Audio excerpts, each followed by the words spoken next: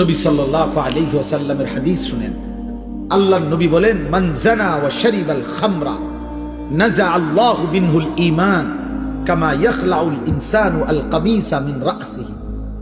নবীজি বলেন, যে জিনা করে এবং মদ পান করে, জিনা যে নারীর সাথে হারাম সম্পর্ক করে, নেশা করে, খোদার কসম নবী বলছে আল্লাহ তার কলিজা থেকে, দিল থেকে আল্লাহ তাআলা তার ঈমান এভাবে বের করে ফেলে, মানুষ যেমন গায়ের থেকে জামা খুলে ফেলে।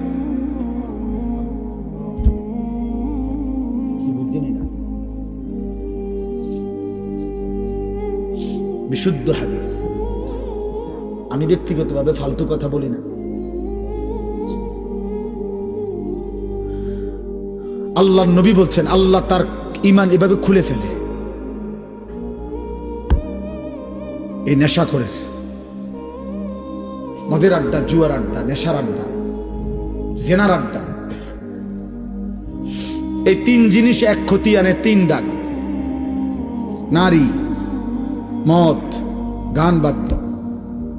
যেখানে গানের আসর সেখানে নারীর আসর, সেখানে মদের আসর। যেখানে মদের আসর সেখানে নারীও আছে, গানও আছে। যেখানে নারী আছে সেখানে মদও আছে, গানও আছে। এটা এক ক্ষতি আনে, তিন দাগ নাকি একসাথে। এজন্য যে যুবক গানে আসক্ত, ওই নারীতে আসক্ত, ও নেশায়, এই হারামখোর চরিত্র।